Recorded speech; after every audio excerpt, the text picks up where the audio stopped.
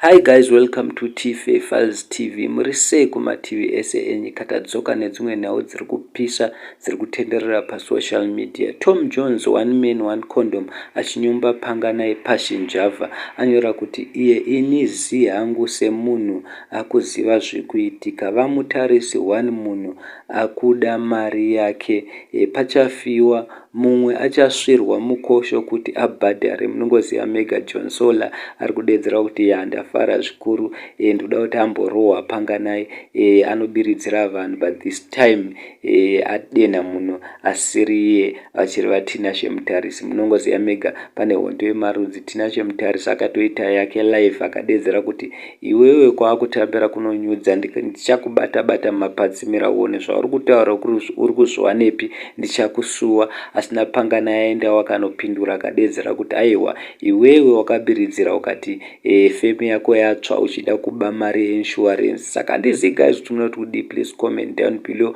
mutiudzewo kuti which one is which.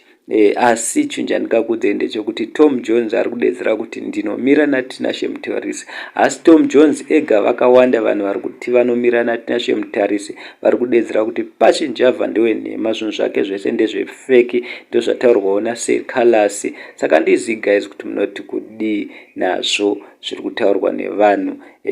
Vamwe vari kuti pangana yari kutaura chokwadi, asi vashoma. The list vari kuenderera vachidedzera kuti tinomira natinashe Mutarisi, toda kuti pangana amborohwa. Munongoziva Mega pangana anodherera most of the times, kana achida kuti arire anouya achituka vanhu, achinyomba vanhu. Almost everyone ari muZimbabwe musinga akatukwa, nyange masocialites akatukwa napanganai achiitira kuti zvinhu zvake zvifaye akangwarisira padivi. Thank you so much. Don't forget to subscribe, like our videos.